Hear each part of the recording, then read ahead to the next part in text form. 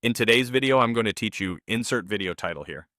By the end, you'll know exactly how to adjust your trading leverage in your Exness personal area with confidence and clarity. First, head to the official Exness website and sign into your personal area. Make sure you're on a secure connection and that you're logging in through the genuine site. Once you're in, you'll see your dashboard with an overview of your trading accounts and balances. Next, find the section called My Accounts. This is where all your trading accounts are listed. Identify the specific account you want to adjust.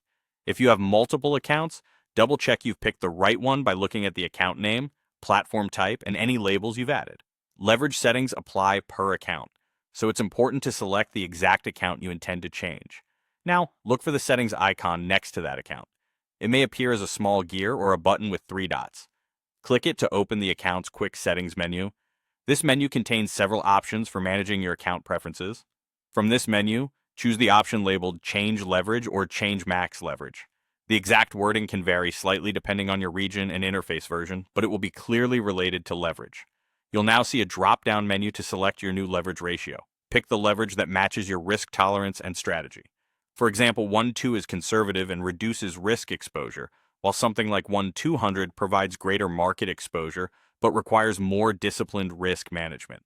If the platform offers a custom option, you can set a ratio that fits your plan within the broker's allowed range. Before confirming, consider how this change affects margin requirements.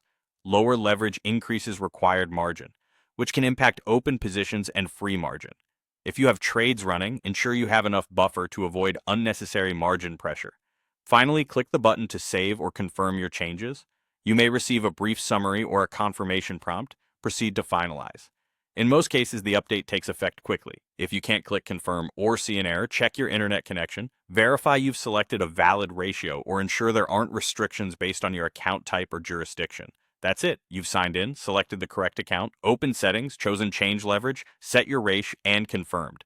As a best practice, review your risk management plan after changing leverage and consider testing strategies on a demo account before applying them live.